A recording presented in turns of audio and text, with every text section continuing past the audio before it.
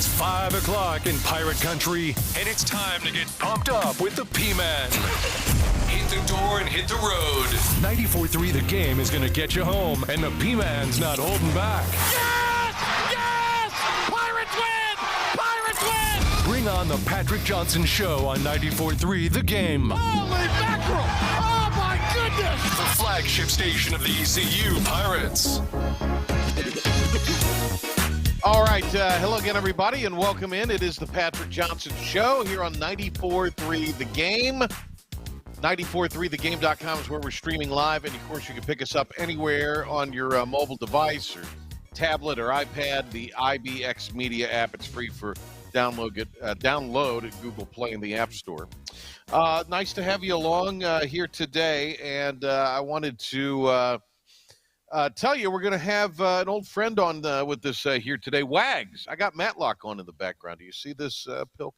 I do. Hot damn, Matlock wins another one. He didn't win the last one because he was on the jury. But I want to know what we got. Wags talking college baseball. Jonathan Wagner with now on 3. Is that right? Yeah, he'll be on. He's been to a couple of ACC media days already, ECU's media day. I think he's full in baseball mode. He's ready for basketball to be over. He's all full force ahead on baseball.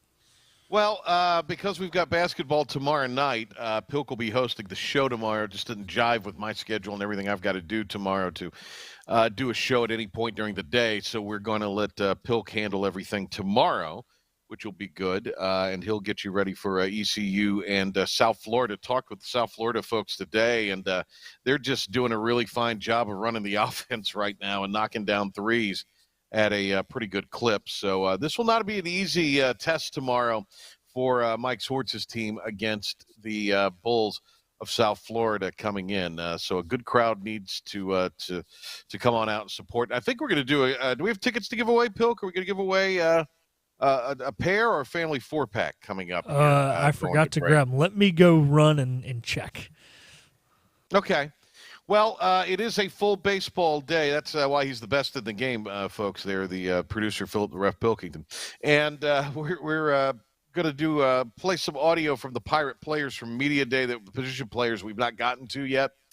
That's coming up. What else do we have coming up? I wanted to William, let Pilk know. Let me know when he's back, because I want to talk to him about this. I want to get his hot takery on this bit of information that is an article that came out this morning, and we were talking about it on the morning show, and I thought it would be apropos to talk about here. It's something we have kind of talked about before in the vein of baseball expansion, but here is a programming note for you, a couple programming notes for you. Tomorrow, as we mentioned, 6:30 airtime, 7 o'clock tip, ECU and Tulsa.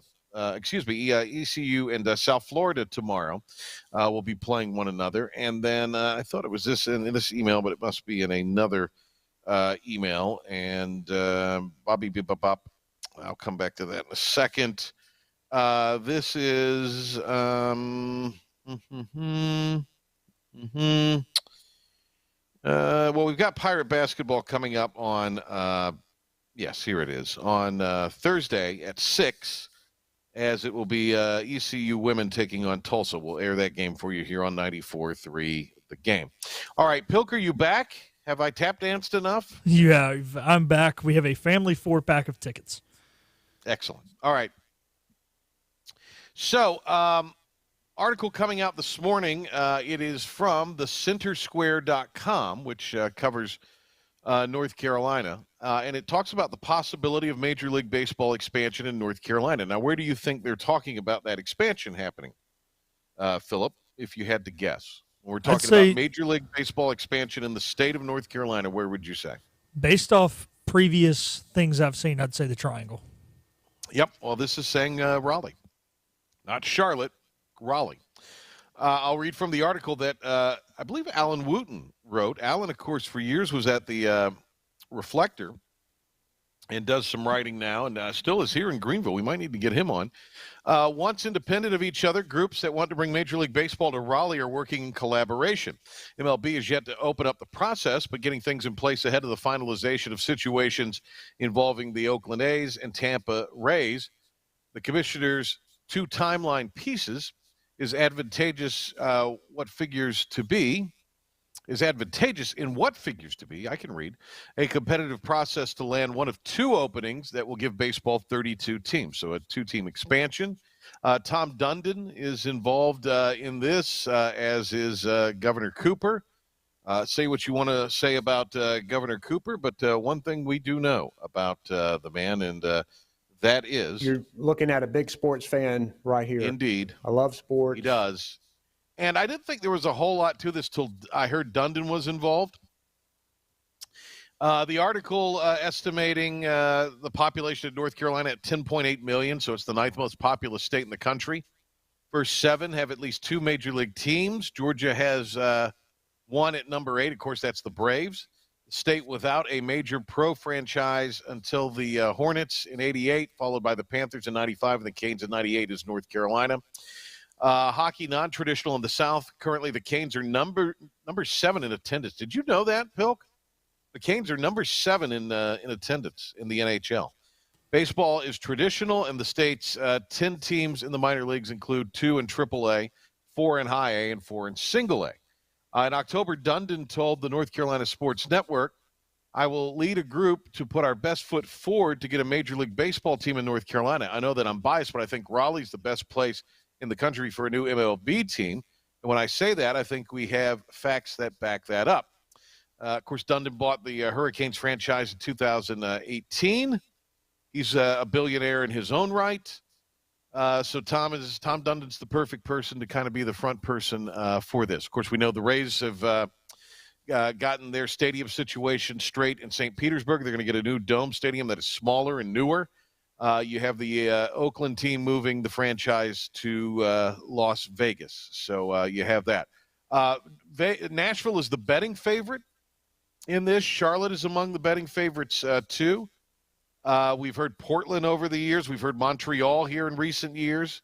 I think Salt Lake City has started to emerge, although I think Salt Lake City might wind up having an NHL team if there's expansion in that department.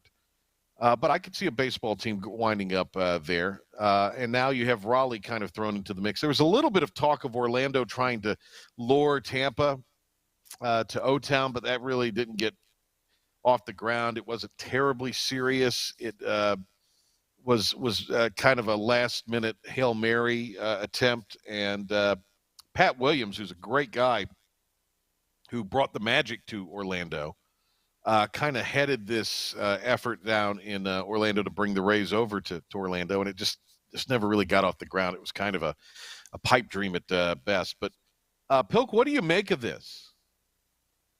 Yeah, I mean, you know, when you talk about expansion, it's so hard because you can't expand by one team. Like, you know, the NHL did that, but they don't play their schedule like baseball does. So it's going to have to be two teams. I think it's interesting. I think it would be a great area. You know, we already mentioned the love for minor league baseball here. I think if they're in either Eastern Division, you know, you have – I know you don't want the opposing team's fans showing up, but there's a lot of Braves fans, if you know, and Phillies fans in the area. If you're looking at the National League side of things, if you look at the American League side of things, Red Sox and Yankees, so that would help sell tickets. And you know, this is just an area that loves its college baseball, loves its minor league baseball, loves its high school baseball. You know, I can't really speak on some of those other cities. Nashville's always going to be, you know, a hot commodity. Not really sure how much they care about baseball in Salt Lake, but I know Montreal wants one as well. But I think this would be really cool. It's just a matter of expanding in Major League Baseball is very, very tough with scheduling. So I don't even know if it's going to happen. I know they keep talking about it, but it's going to be interesting. But I would love to see it in Raleigh. It's going to happen. I don't think there's any doubt about that. The Raleigh thing for Charlotte, even though I do think Raleigh, both places would have their challenges building a stadium, Raleigh could probably build a stadium a little more easily maybe than Charlotte. There's really nowhere to put a stadium in Charlotte without closing roads or maybe even toppling buildings, right? Because you can't really expand that stadium that the Knights play in out per se, can you? Yeah, you would only be able to expand it to left field, and that wouldn't add enough seats, unfortunately. And the crappy thing about Charlotte is if you're outside that 277 loop right downtown, Nobody's going to go. Yeah, nobody's going to go. You're looking at either a bad area or just an area that's got a lot of older residential houses that are extremely nice that you couldn't tear down. And, a lot of places, big markets, you can go just on the outskirts of the city. I don't see Charlotte being that way. When they had the minor league team down in Fort Mill, it was horrendous. And it wasn't because the stadium wasn't nice or the team wasn't performing. It's because the location was terrible. I mean, they would almost have to, the only way I could see it, I know this sounds crazy, it sounds like a hot take, but it truly is the only way it would work, is to find a way to put them at the racetrack somehow, to use that land near the track or make it a dual thing somehow, which would be really cool. But at least there's a lot of restaurants, hotels. It's right off I-85 there, but that would be the only way I think they could go with it. Yeah, and that you're probably right on that. In Raleigh, there was talk of building this soccer stadium and entertainment complex in the south part of the city there.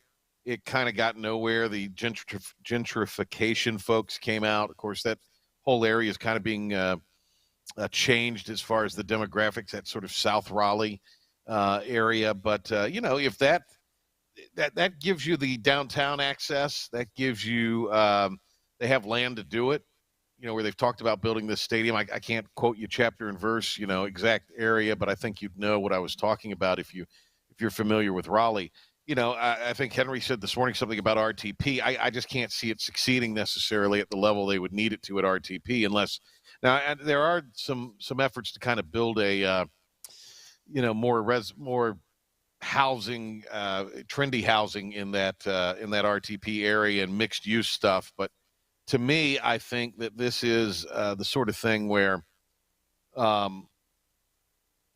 you're looking at, if you start to think about it, and I've thought about it a lot here today, I think Raleigh makes a lot of sense. Now, are there better candidates? Montreal, although they have lost a team, they're committed to building a stadium. Nashville, much like Raleigh and to a degree Charlotte, is a growing southern city. You don't really have to worry about the weather as much in a place like Nashville.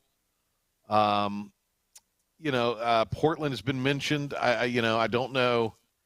Portland's not a huge – I mean, it's a big city, but it's not a big city. Does that make sense, Pilk? You understand what I'm saying there? Yeah, I know exactly. It's kind of weird. They're not – they like the Timbers and the Blazers, but there's a lot of artsy people in Portland. It's harder to get them to buy into a sports thing there. The West Coast people are a little odd. Well, the Blazers, have won a championship. They're so ensconced there, that it's kind of a different animal. And I mean, Portland's still kind of got this quirkiness about it. I don't know, man. It would give Seattle somebody, conceivably to compete with, right? And because right now Seattle's a poke to get out there. I mean, the closest team to Seattle, and I'm just spitballing here, would be San Francisco or Oakland, and Oakland's getting ready to leave, right? Yeah, it would be exactly. It would be San Francisco, who's not even in their division. So that would give you a couple teams in that part of the world, for what that's worth. The other thing about when you talk expansion, it doesn't look like that they're going to keep an AL and an NL in a sense. In other words, you're just going to have maybe 8 4-team divisions. And, you're going to have more kind of regional rivalry play. So I don't know. It's just, it'll be interesting to see how it's kicked around. It really will be. All right. That is our opening monologue here for you. So the possibility of baseball coming to Greenville. I'll go ahead and put this up on our social media for 94.3 The Game if you want to check it out. And again, Alan Wooten, we all know Alan wrote about this. So, all right, let's do a giveaway now. Caller 3 for a family 4-pack of tickets to tomorrow night's ECU South Florida game. 252-561-TALK. That's 252-561-8255. If you're caller 3, you'll be a winner. We'll have a Pirate Report when we come back. It's Greenville Toyota's Winter Wrap-Up Event. Wrap up a great deal on over 100 pre-owned vehicles, starting under 15 grand. We have all makes and models, including luxury. Plus, wrap up a huge warranty and no-charge maintenance. Hurry into Greenville Toyota. Acre Station Meat Farm, along with Lane Angus Beef, bring you farm to fork beef. Stock your freezers now with affordable beef boxes, just in time for the grilling season. Farm to fork beef brings quality local beef to your family. From your traditional butcher shop, Acre Station Meat Farm. Come on down to Acre Station Meat Farm and find out why we're #1 in fresh cuts and friendly service. Acre Station Meat Farm, Highway 32 North, Pinetown. Other restaurants claim their food is fresh and fast, but are they friendly? At Moore's, you're treated like family the minute you walk into their doors. With locations in Winterville, New Bern, Swansboro, Morehead City, and Jacksonville. We've been practicing what we preach since 1945. At Moore's, our barbecue is slow cooked and smoked over real wood daily until it's so tender it's falling off the bone. Combined with our fresh chicken, cooked-to-order seafood, and homemade fixins, we're sure you'll agree. If it's not Moore's, it's less. You know what the problem is with standard belts? Usually you have to choose between too tight or the opposite, too loose. But with Anson Belt and Buckle, you don't have to choose. We got rid of the holes and instead have a track system designed for micro adjustability. That way you can enjoy a perfect fit every time. Anson Belt and Buckle. Find your perfect fit today.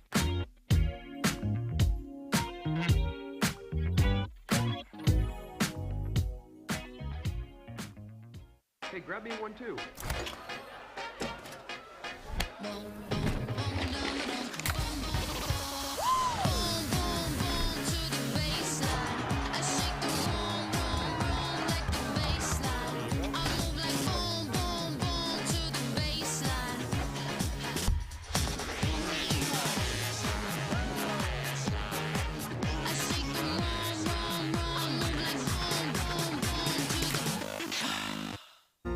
When a place is as special as this, you don't want to change a thing.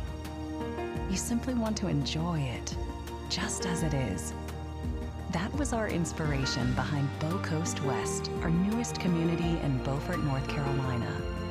Embrace all that we love about this very special place and make it easy for families to enjoy all that this coastal lifestyle has to offer.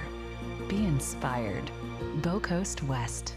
It's Greenville Toyota's Winter Wrap-Up Event. We're wrapping up the year with our biggest savings. Shop new Camrys and RAV4s, $289 a month. Need credit? Get pre-qualified today. Wrap up a great deal with payments from $289 at Greenville Toyota. And now, Patrick Johnson with today's Pirate Report on the flagship station of the ECU Pirates, 94.3 The Game. All right.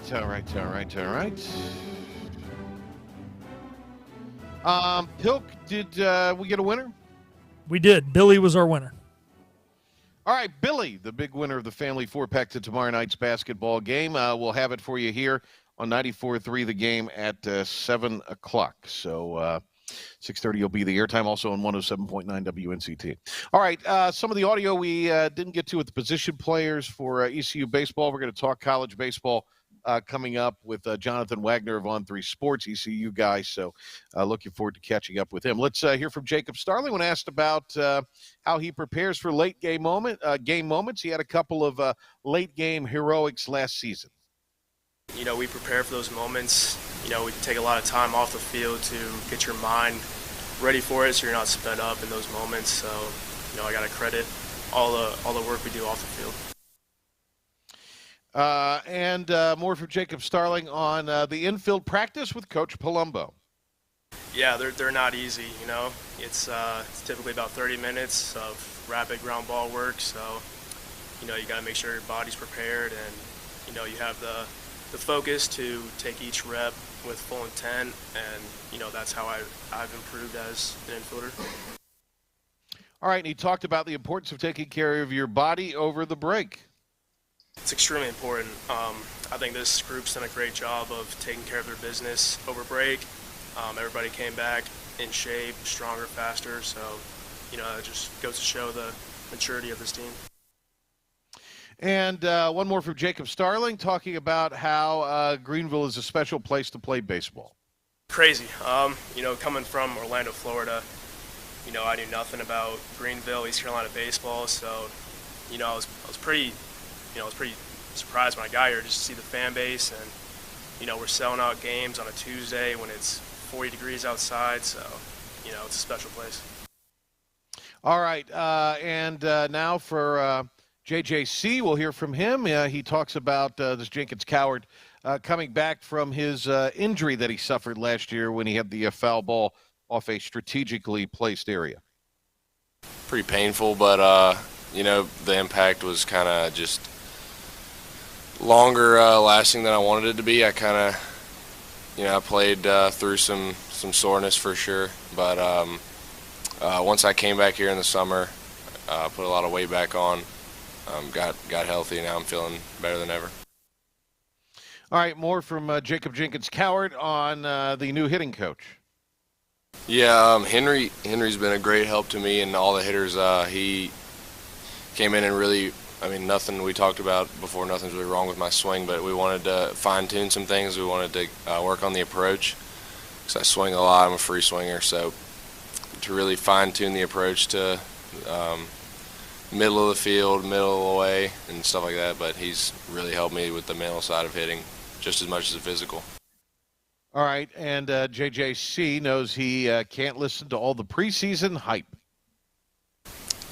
Going into last year, there's a lot more hype around my name, you could say, and I kind of listen to what all you guys say, no offense.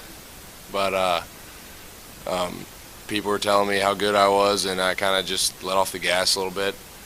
And this year I kind of realized this is a lot bigger than me, so I'm not really worried about – obviously I'm worried about how I play, but the bigger picture is more important for me this year. All right, let's go to Justin Wilcoxon, talks about the seniors, and that group knows what it takes to win. I think it's extremely important. I think we have a lot of seniors that are coming back, a lot of guys who it's their last year. They really know what it takes to be successful. Me, Carter, Starr, some other guys as well, and guys like JC and Trey who are extreme competitors. I think we're all trying to push everybody in the right direction, and we all know what it takes, and we know that everyone has to believe in it to be successful. All right, and more from Justin Wilcoxon talking about the recovery from his injury. This offseason, I kind of eased back just a little bit just to get my feet back underneath me, my strength back. But right now in the fall and throughout this spring so far, I've basically been getting treatment, doing mobility for my shoulder and my lower back and my legs basically every day. So I'm just trying to work on some movement stuff and getting some more flexibility in there so I don't have to worry about anything later in the year. All right, and he talks about the group of catchers, a talented core undoubtedly. I think this is probably the most talented catching core we've had. It seems like it gets better every year. Ryan and Walker both have big arms. They can really throw the ball, and Walker's very talented for coming in as a freshman, and I think with some development he can be a real impact player down the line. Ryan, big bat, can throw the ball really well, can block the ball really well. I mean, just a really solid catching core, and there's a good relationship between all three of us, so we're always bouncing ideas off each other and learning from each other as well. All right, Carter Cunningham now, and he talks about bouncing back from adversity. I attribute it back to Coach Godwin and Coach Bortles. Last year they believed in me, they instilled confidence in me, and the cliche that baseball is a game of failure is a real thing, but once you kind of learn to handle that adversity and start building some confidence, it's only up from there. So I attribute it to those guys, and then the confidence piece, obviously. All right, more from Carter Cunningham, who talks about some of his influences. Man, I think back to a lot of people that have poured into me. Probably the most significant person is Mike Aman. He was a huge blessing to me and my family. And then obviously the relationship that I have with Coach Godwin obviously helps that. And it's a testament to the coaches because they care more about you as a person than they do as a player.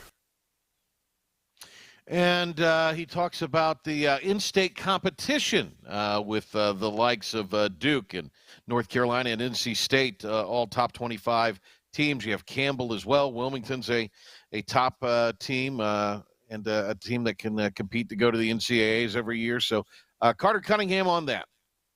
It's always fun to play those in-state schools, and to think about how the quality of baseball in the state of North Carolina is. It only helps us. It only makes us better. But obviously those rivalry games are always fun to be a part of. I think they bring out the best in both teams, and that's why they're on our schedule. Coach Godwin and Coach Palumbo do a great job of scheduling those games. So it's fun for us. It's fun for the fans, and at the end of the day, it just makes us better.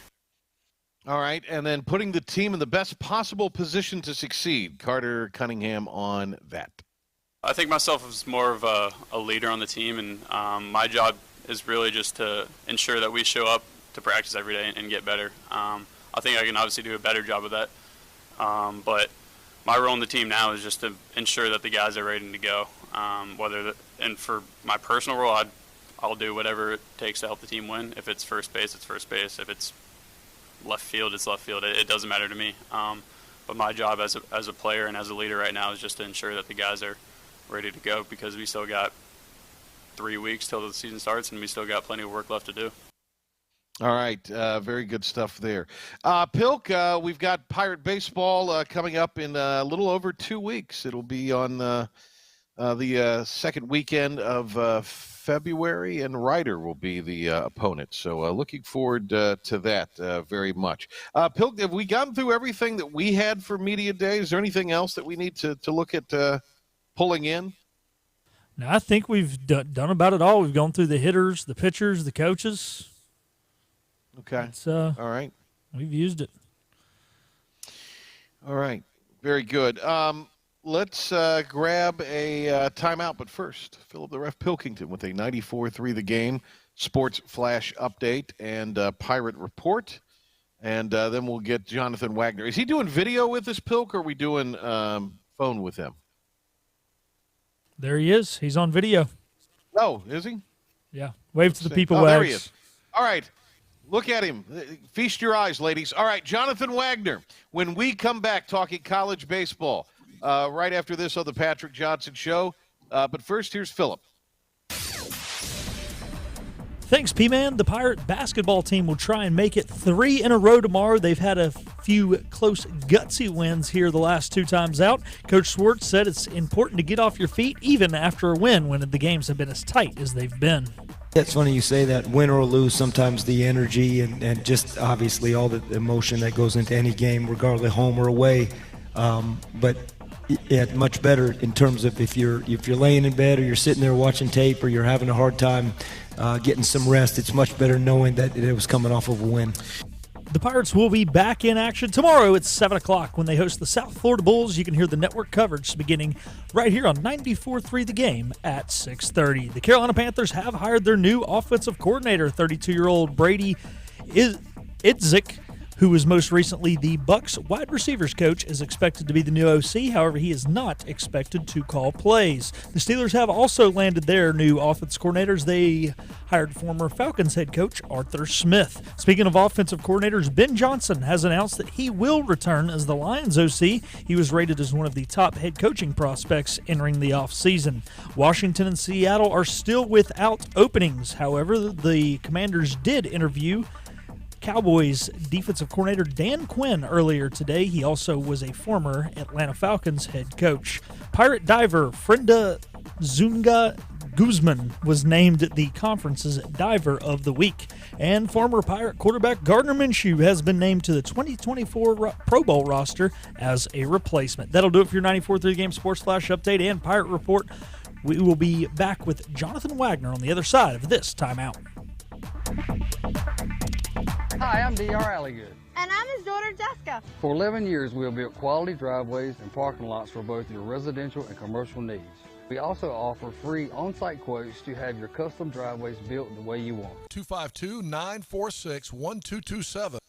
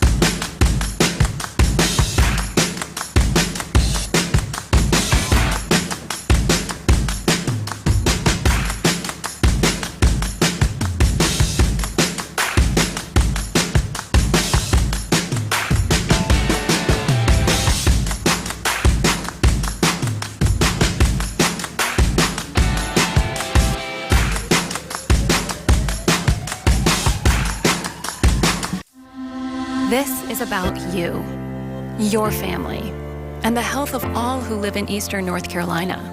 This is about the transformation of a health system into something more powerful and more human, about creating new ways to treat disease and keep you well.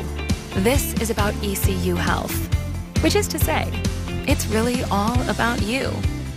ECU Health. Minds, hearts, purpose. Fifth Street Hardware is the home of the $9 lunch special Tuesday through Fridays. $9 specials every day, including the famous Burger Day on Tuesdays, Flatbread Pizza Wednesday, the famous Fifth Street Hardware Reuben on Thursday, and fried fish or shrimp on Friday. Plus trivia on Wednesday nights and live music every Thursday nights. And the Prime Rib Brunch Buffet has returned on Sundays. You heard that right. The Brunch Buffet with all the great items, including prime rib. Fifth Street Hardware in downtown Greenville. Your confidence makes everything look good. You see the world in vivid color, not black and white. Swing through your neighborhood Fantastic Sam's Cut in Color. And let our experienced stylists take you from everyday to extraordinary. Fantastic Sam's hair salons are locally owned and operated. Our full-service salons are conveniently located in Goldsboro, Kinston, Greenville, New Bern, Jacksonville, and Calabash. Stop in today at Fantastic Sam's, where the possibilities are endless. Hi, I'm D.R. Alligood. And I'm his daughter, Jessica. For 11 years, we have built quality driveways and parking lots for both your residential and commercial needs. We also offer free on-site quotes to have your custom driveways built the way you want. 252-946-1227. Have you noticed he's in his own little happy hour? We're back to the Patrick Johnson Show on 94.3 The Game. This is the happy hour program. Here's the P-Man. All right, we're operating out of the Working Man's Beach again this week. Philip will be hosting the show tomorrow. Then we'll have a Thursday edition for you. We'll give you the deets. Philip will give you the deets on that tomorrow. We're going to be doing the video portion at a special time. And then same thing for Friday as we typically like to do. So we'll be up and running and a lot to talk about here. It's a crazy week in the state of North Carolina, crazy sports week. And it is 1 week away from the Super Bowl, so a lot of things to discuss, as someone once said. All right, let's see here. Let's go now. Jonathan Wagner, Wags, as I like to call him, joins us here on 3 Sports. He's been killing it for them in the recent years, and now Wags is going to be covering college baseball. He's kind of their college baseball guru for On 3. And he joins us here. Jonathan, I hope you're well, buddy. How are you? I'm doing well. I'm glad it's almost baseball season. Glad to be back talking about it. So thanks for having me on. Well, so as we kind of, look into the season ahead, LSU was the team that captured it all, and they were sort of the super team put together, the program that went out and really invested heavily in NIL. They had some bumps in the road, but obviously figured it out when they needed to. Is that still well, let me phrase it a different way. Is that the model now, that teams that have had means to go out and collect players via NIL, is that what they are doing now after they've seen it worked for LSU? Yeah, I think it's definitely a factor, and a big one at that. I mean, you look at LSU, Paul Skeens was such a big part of what they did. And if NIL wasn't a thing, does he end up there? I don't know, but he was the prize and they got him. And they've done it again. You look at this past season, guys like Braden Montgomery, really good two-way guy, previously at Stanford. He's now at Texas A&M. Does that factor in? Stanford's a good baseball program. So, I mean, it's part of the roster building process now. And, love it or hate it, but it's here and it's not going away. And for the guys who do enter the portal, some of them just want better opportunities, but some of them are going in for the NIL opportunities as well. So you really can't deny what kind of an impact it has had. There's recruiting that goes on once guys commit somewhere and they have a great season. I mean, that happens now in every sport. They're getting recruited by other college programs in season while they're at whatever their college is. Would you say, but it seems like with baseball, though, there's I don't know if it's just because of the fraternity of coaches are maybe a little closer. There's more connections among them, but boy, it seems like when you get into talking about NIL and portal in baseball, which has all the unwritten rules, it seems like a lot of them are being broken, more so than any other sport. Yeah, I think that's definitely fair to say. And with baseball, like you said, just in general, not even looking at NIL, the portal, there are so many unwritten rules. Baseball is it's different in that regard. And, I think so when something in college baseball specifically, out of the norm comes into play, you notice it that much more. And, baseball, obviously, you have a 9-man lineup, you have a pitching rotation and bullpen, you have a big roster, is the point I'm getting at. And you have to fill it. And you can do it with freshman recruiting, but especially now with all of these fifth-year guys still, I think this is the last year going in of the fifth years due to the COVID year and all that stuff factoring in. That's had a big impact as well. So I'll be interested to see, starting next year, once we're back into a normal 4-year cycle for players traditionally, and so I'll be interested to see how that kind of factors into it. Jonathan Wagner on 3 Sports joining us here. We'll get to nationally who you like. Let's start close to home with East Carolina. There's new teams in the American coming in: UTSA, UAB, Rice, Charlotte, and Florida Atlantic. So what do these 5 teams bring to the AAC? Hope. I mean, it's no offense to any of the teams going out, but I mean, you look at it's year in, year out, and we talk about how crappy ECU's conference schedule is because that's what it was with UCF, Houston, Cincinnati, all those schools. But and I'm not here to say it's going to be that much substantially better. But you look at Charlotte; they've traditionally had a pretty good team. At the very least, they're good about having a couple good players at a time. And Rice is down. I think a lot of people look at Rice and think that, oh, Rice is traditionally a good program. They're not very good anymore. But, we've seen what they can do in the past. And just in general, I think the floor is a little bit higher with some of these teams coming in. UTSA was in the discussion to host up until, probably about a month left in the regular season last year. So just in general, I think it's some new blood, and I think it's very needed. And I think ECU will be tested a little bit more throughout the season, which will only help once you do get into the postseason.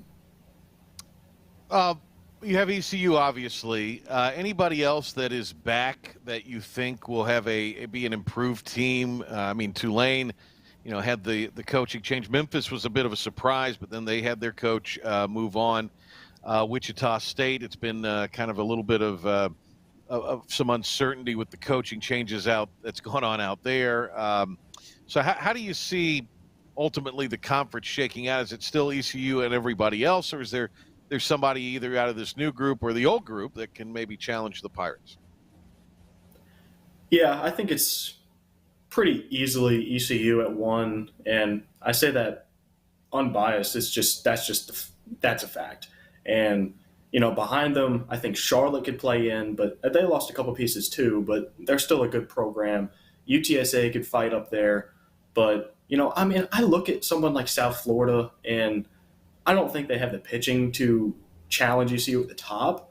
But when you're debating the teams that could be in that 2 range, I think South Florida, they probably do have the best lineup 1 to 9 behind ECU.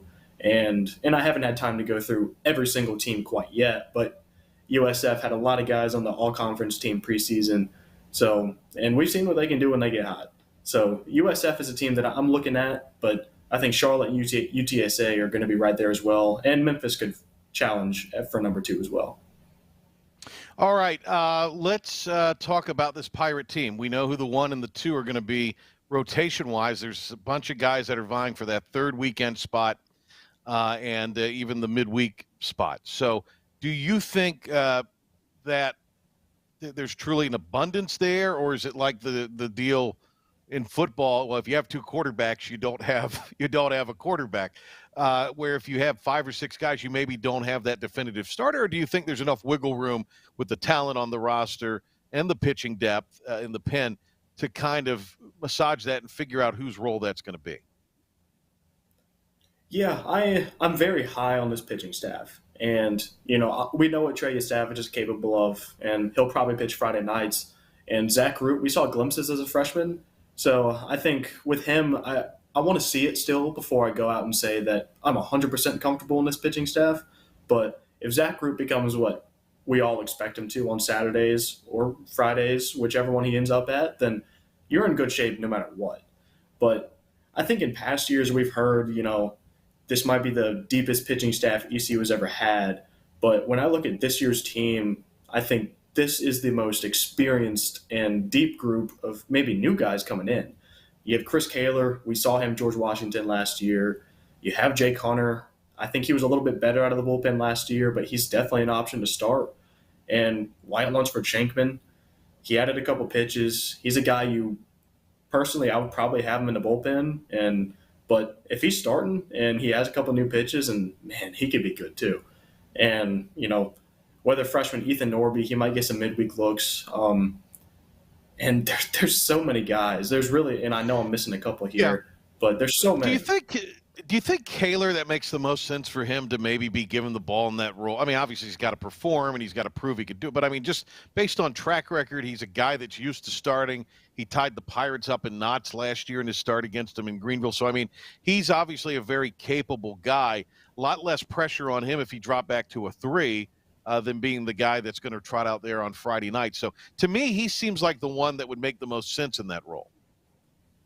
Yeah, I completely agree. And if I had to predict today who will pitch on Sundays, it would be Chris Kaler. And, I mean, for him, too, it's, he's been a starter in his career. And at least last year he was. So I think the transition from starter back to bullpen is an interesting one, too. And for a guy who does have experience, he has thrown innings before, I would be interested to see how that goes. But, again, you have options. But if I'm picking today, it's Chris Kaler. And I just think he gives you the most upside probably, and I think his floor is probably the highest as well.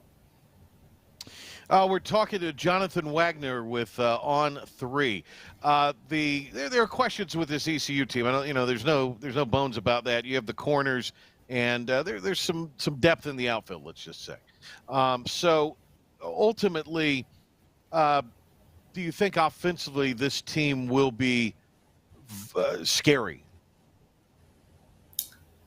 I'm not sure if I'm willing to say scary, but I think going into the offseason, I was with kind of a lot of the fan base and, go out and get a bat.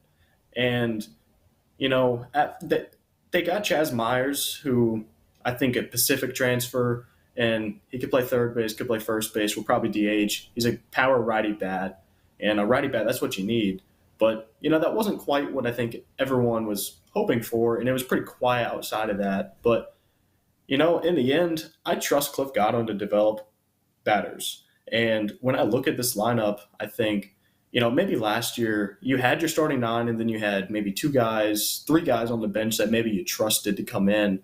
And this year I think it's deeper. And I think maybe the prized portal, it wasn't a portal addition, but your prized addition to this roster is Bristol Carter, true freshman. You don't want to put too much pressure on the kid coming in, making his collegiate debut, but he's a right-handed bat. He's going to play center field from day one.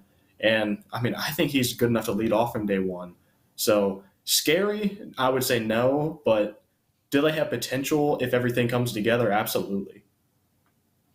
All right, Wags, can we get you to hold through a break, or do you got to go? I know you had some stuff going on. But okay, we're going to have more with Jonathan Wagner. I want to talk about the ACC. I kind of want to talk about the landscape in full. But before we go to break, Wags, give me an idea. What's the ceiling? What's the mat? I'll tell you what. We'll do that when we come back. Wags will give us kind of what he thinks. What's the sky's the limit prediction for ECU this year, and then what's the minimum? So we'll continue. I'll watch a little Matlock during the break, and we'll come back with Jonathan Wagner to wrap up the show right after this.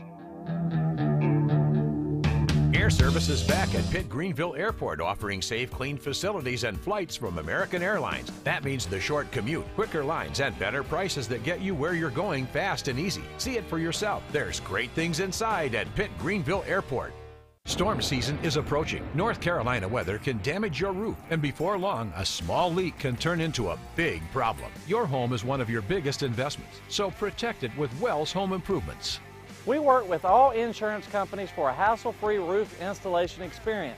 Call us today and get 10% off your roof installation when you mention this commercial. 252-227-8403 or visit us online at wellshomeimprovements.com. Wells Home Improvements. Local, honest, dependable.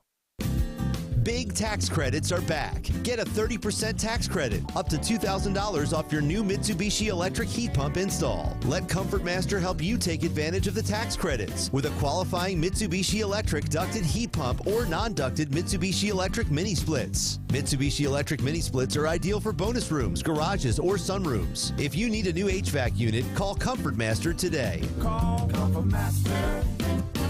Call Comfort Master.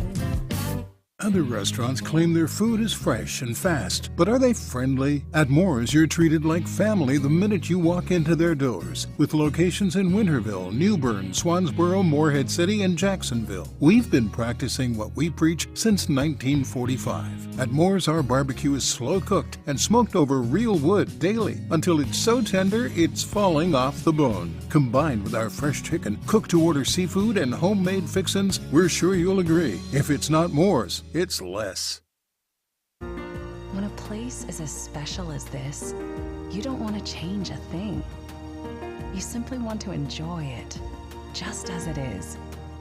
That was our inspiration behind Bow Coast West, our newest community in Beaufort, North Carolina. Embrace all that we love about this very special place and make it easy for families to enjoy all that this coastal lifestyle has to offer. Be inspired. Bow Coast West. Hey, grab me one too.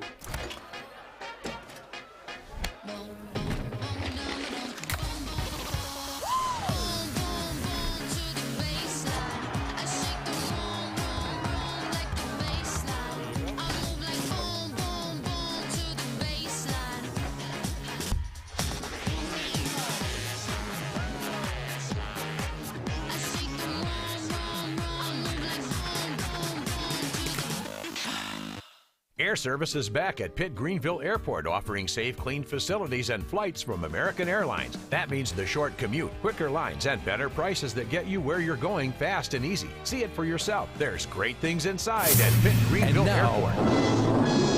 The stunning conclusion of the show. It's the P-Man here on 94.3 The Game. All right, final segment of the program here. Jonathan Wagner's with us. Has the ACC? Well, let's before we get into that. I'm got so much to talk about here, and I know we got a minimal amount of time.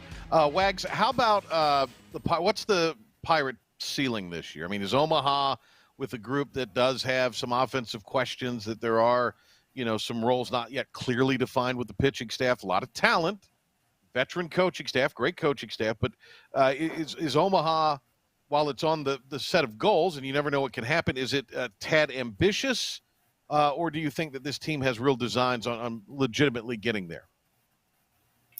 I think, and obviously it's tough. Omaha is tough for any team, even some of ECU's most talented teams. But to me, it all depends on, is your 1-2 punch in the rotation going to be elite? And Trey Savage is elite. We believe Zach Root can be elite. And if they're both elite together, then the ceiling is Omaha. And if you can hit, I think Dixon Williams is going to break out this year. Bristol Carter, like I said earlier, if he comes in and hits like we think he can as a freshman, then this team has a lot of potential. And I think even more than maybe some are giving them credit for. So if you Savage and Root will take him to Omaha, they'll go. Has the ACC caught up with the SEC as far as the deepest conference? Not best, but deepest. Man, it might. And, I think the SEC has, I believe, more teams in the top 25. I don't know the numbers off the top of my head. But, man, when you look at the top of the ACC, it's just, there's so many teams bunched together right there. Obviously, Wake Forest is number one. And, you have Clemson in the top 10, Duke, NC State, Virginia, North Carolina, all bunched together right there in the top 15. And, man, those are all really quality teams, and there's more outside. Louisville has been good, and I mean, I'm not going to go through every team, but the SEC is definitely probably still, I would say, a little bit deeper just since they have more, I think, top 25 caliber, top 25 friends teams. But the ACC has the best team in Wake Forest to me, and I think that matters too. But man, those two, it's definitely 1 and 2 for them, and then it's the rest pretty noticeably behind. Pirates will get obviously 3 of those you mentioned with State, Carolina, and Duke. The NC State thing with Alex Makarevich and AMAC going there, and he'll come back and play, be a member of the roster conceivably, and unless there's a health situation, he'll probably be in the lineup when the Pirates host the Wolfpack. How do you see that whole scenario playing out this year, as far as when AMAC comes here, when the Pirates go to Raleigh, and then we're hearing AMAC looking really good in fall ball, from what I understand. Yeah, I mean, that's definitely, it might be the storyline to watch. If you're looking at individual games and matchups this season, I think that might top the list for me. And AMAC, he obviously did a lot here in his time in Greenville, but now he's over there at State. And, look, a lot of the fans are going to have, oh, he went to State, oh, traitor, and all this kind of stuff. But you might think that might not matter, but when you're walking up to Greenville and Clark Leclerc Stadium, and we've seen how that game can get crazy without that kind of storyline. So I think this year is going to be just a brand new type of feeling, and I'm excited for it. But in the end, I know he's going to be pumped to come back, and realistically, let's be real, he's probably going to go yard when he comes back too. Well, it would be a story. With the Pirates and Tar Heels, they're going to play one another in that series, one in Chapel Hill, one in Fayetteville, one in Greenville. How's Steve Forbes' team set up for the season ahead? Carolina, they're an interesting team, and some devastating news came out today for them. Jake Knapp, I think he was going to be the Friday night starter, and tore his UCL, so he's done for the season. And for a team that's biggest question mark is pitching, that really stinks. And they're going to have to rely on freshmen now, and they have an Elon transfer, Shea Sprague. Had good numbers at Elon. Will he translate to the ACC? We'll see. But again, with them, I think even though they lost Matt Horvath, they're going to be able to out-hit most of the teams I play. And they hit the portal hard for some additions. They have some nice freshmen coming in. But if Vance Honeycutt bounces back, then they're going to be right there. And it's just a matter of, can they pitch? And I'm not sure, to be honest with you. Who are the best? I mean, who are the real contenders for Omaha this year in your mind? You mentioned Wake Forest locally, and you think East Carolina, but I mean, who are the teams that are going to be in that grouping of, ever how deep it is? Yeah, Wake Forest is the one. I think I'm not making my national championship prediction here, but if I was, Why not? then it would probably It's the Patrick Johnson show, Wags. Wait a minute, Wags. Why you're not? right. Okay, Patrick, I'll give you that. I think Wake Forest and Florida, it would be between them two for my national champion pick. Okay. I love Florida. They have obviously probably the best player in the country, Jack Caglione, and they hit the portal hard too. But look, LSU might have lost some notable pieces, but do not count out Jay Johnson. Tommy White, we've seen him around here too. Tommy White's probably the best power hitter in the country, but Jay Johnson's one heck of a baseball coach, and if I'm betting my money, it is always hard to look away from Jay Johnson because I love what he's doing at LSU. Great to talk to you, and we'll get you on throughout the course of the season. Be awesome to do that. And I guess isn't NC State's Media Days coming up next week, or is it this week? I think it was this past. I don't know if they had a big old official media day. I think they did it just before practice, but I could be wrong on that. Don't take my word for it. Okay. All right. I didn't know if you were going to that or not, because I know you've been to a couple of them. So, all right. Hey, Wags, thanks a lot. We'll see you around. Thank you. Yeah, man. Thanks for having me on. All right, Jonathan Wagner. Good stuff there, previewing the baseball season. He does a fantastic job for On 3, a real up and comer in the media game. All right, Pilk, you'll hold this thing down tomorrow, right? I will. And rumor is we will have a live guest from Williams Arena, Minges Coliseum.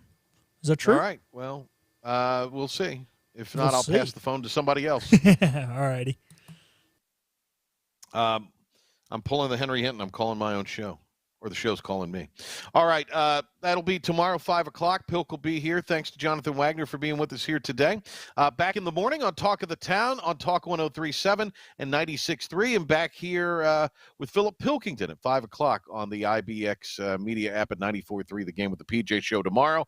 I'll be on ESPN Plus tomorrow for ECU and USF as they take on one another from Minges Coliseum. Cy Seymour will be alongside. All right, thanks to intern William as well. Have a great rest of your evening, everybody.